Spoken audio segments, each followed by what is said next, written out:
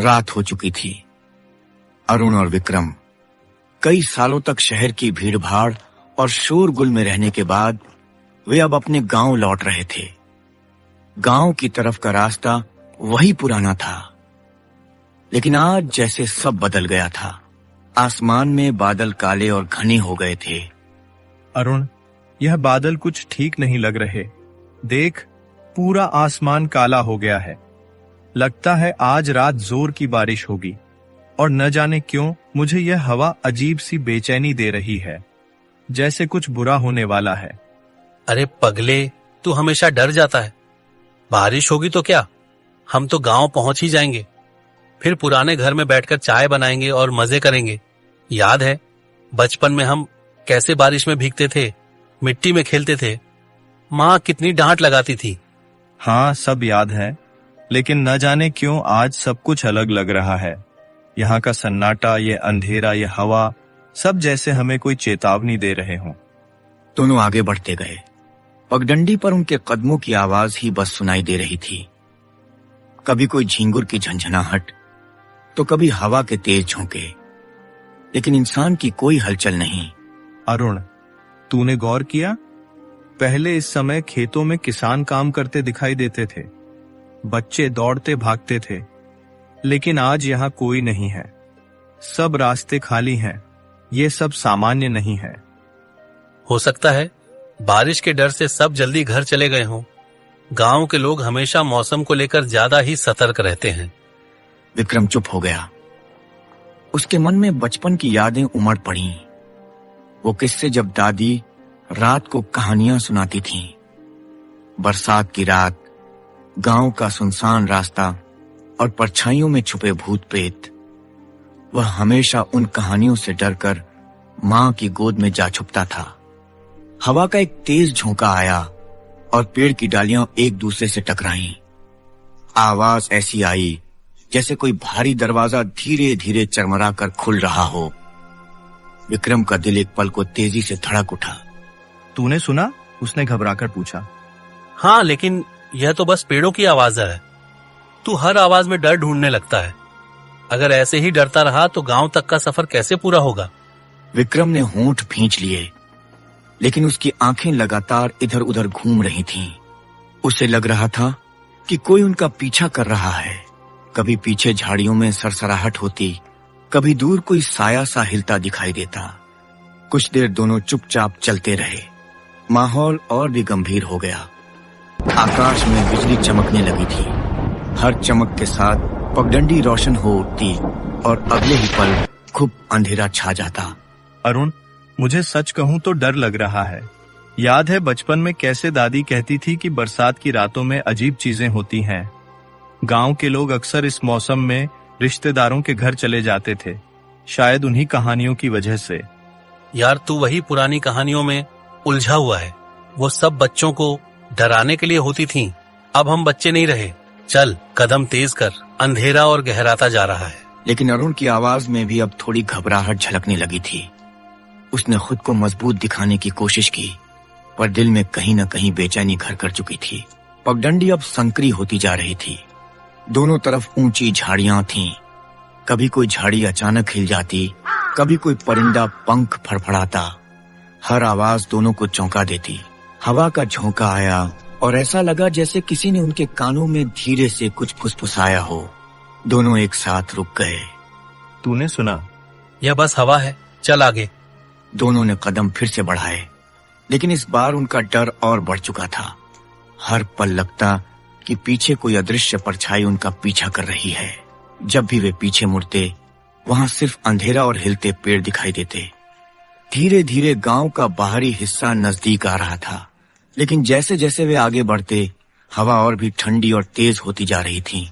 पेड़ की डालियां इस तरह झूम रही थी मानो किसी अनजानी शक्ति का असर हो। देख, गांव अब पास ही है। हमें बस थोड़ा और चलना है, उसके बाद सब ठीक होगा। काश मुझे यकीन होता कि सब ठीक होगा।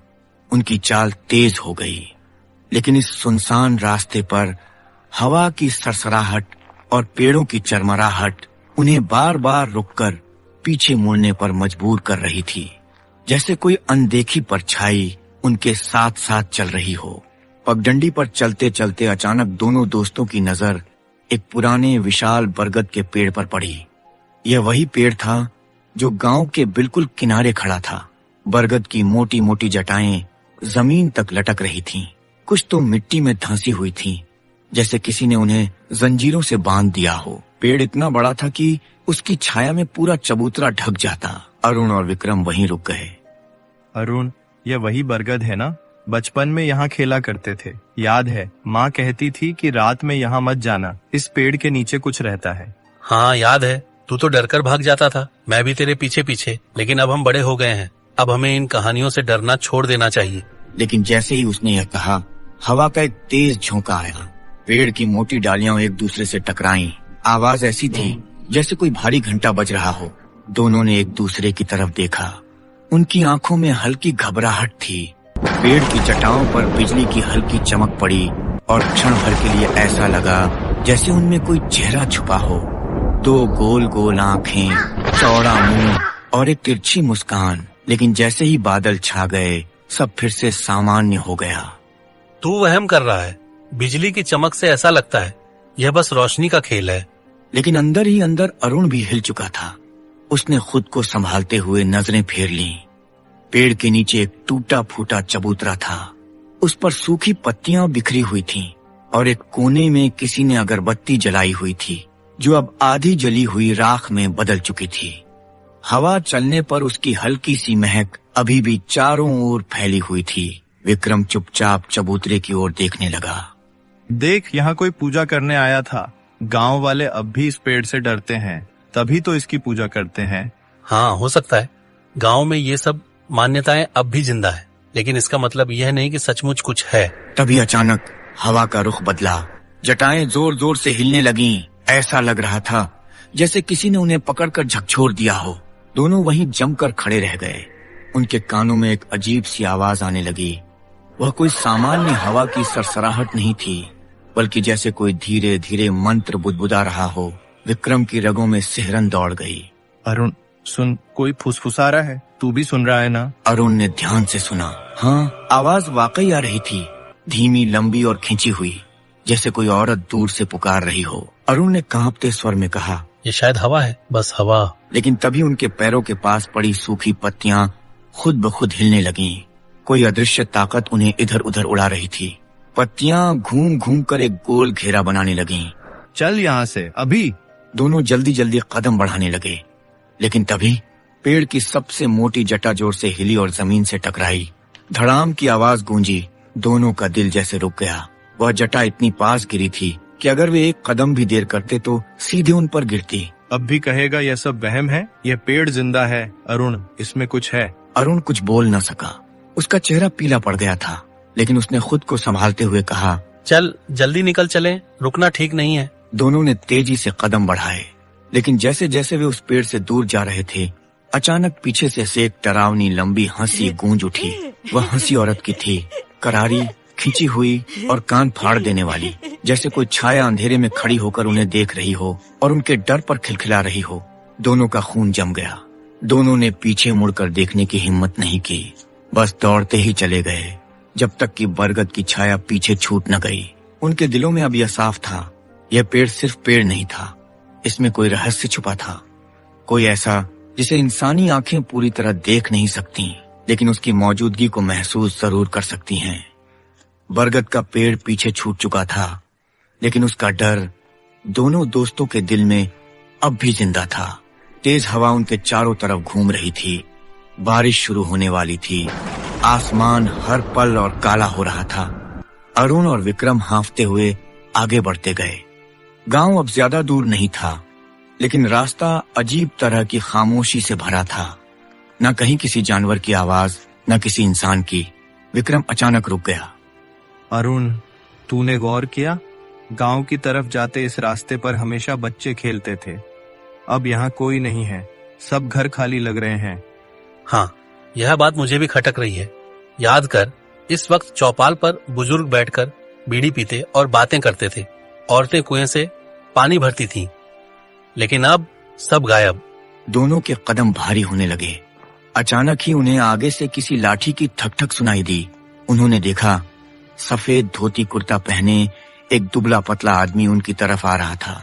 चेहरा झुर्रियों से भरा, आंखें धंसी हुई, लेकिन उनमें एक अजीब तेज चमक थी। वह थे श्यामल काका, गांव के सबसे बूढ़े और जाने माने व्यक्ति।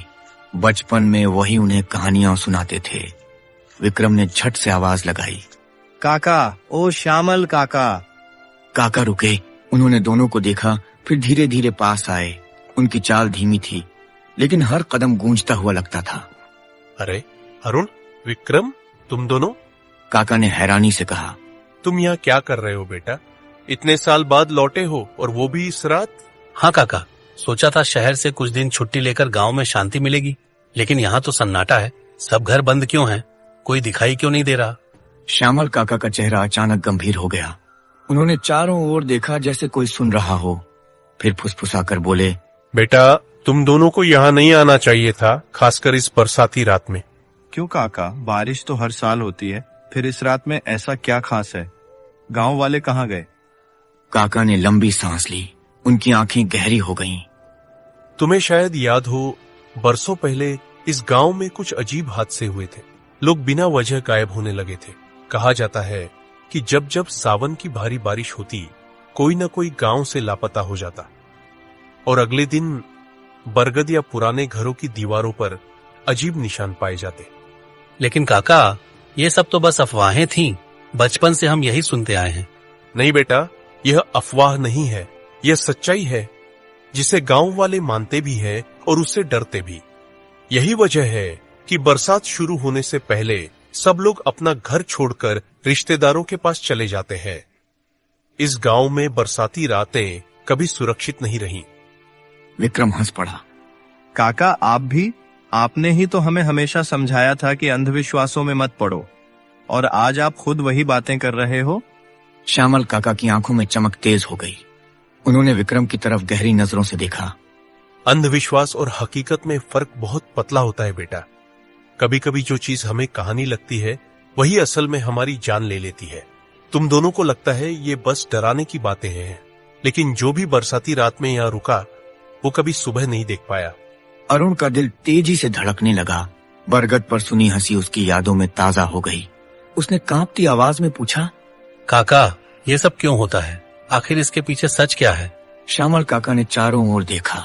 बारिश की पहली बूंदें टपकने लगी थीं। उन्होंने बहुत धीरे कहा, बरगद के उस पेड़ के नीचे और गांव के इस खालीपन के पीछे एक पुरानी रिवायत छुपी है। कहा जाता है, कई साल पहले यहाँ एक औरत आई थी। लोग उसे बरसाती दायन कहते थे। वो बारिश के मौसम में ही दिखाई देती थी। कहा जाता है, गांव वालों ने उसे मारकर इसी पेड़ के नीचे दफना दिया था, लेकिन उसकी आत्मा कभी शांति नहीं पाई। अब हर सावन की रात वही लौट कर आती है, लोगों को ढूंढने, अपने साथ ले जाने। काका की आवाज टूट रही थी, जैसे बोलते बोलते भी उन्हें डर लग रहा हो। अरुण और विक्रम जड़वत खड़े रह गए। उनके गले सूख गए। आसमान गरजा, बिजली कड़कड़ाई और उसी रोशनी में काका का चेहरा और डरावना लगने लगा। काका, आप हमें डरा रहे हैं। भूत प्रेत जैसी कोई चीज नहीं होती। हम शहर से आए हैं, हमें पता है। ये सब बस दिमाग का खेल है। तो तुम रहो यहाँ, लेकिन याद रखना, मैंने चेतावनी दी थी। बरसाती दायन जब आती है तो किसी को छोड़ती नहीं। आज की रात बहुत भारी है। इतना कहकर श्यामल काका ने अपने कदम बढ़ाए और तेजी से अंधेरे में ओझल हो गए। उनके जाते ही चारों तरफ अजीब सी खामोशी छा गई। अरुण और विक्रम वहीं खड़े रह गए। बरसात अब तेज होने लगी थी। उनके दिलों में एक अजीब बेचैनी घर कर चुकी थी। क्या वाकई इस गांव में कुछ है, या ये सब सिर्फ डर की परछाई है? लेकिन एक बात तय थी, अब उनकी यात्रा और भी खतरनाक होने वाली थी। बरगद और श्यामल काका की बातें पीछे छूट चुकी थी, लेकिन उनका असर अब भी दोनों दोस्तों के दिलों पर भारी था। बारिश अब तेज हो चुकी थी। आसमान गड़गड़ा रहा था और बीच बीच में बिजली की सफेद चमक अंधेरे को चीरकर सब कुछ साफ दिखा जाती। अरुण और विक्रम गांव की पगडंडी पर तेज कदमों से आगे बढ़ते रहे। आखिरकार दोनों गांव का मुख्य रास्ता के पास आ गया।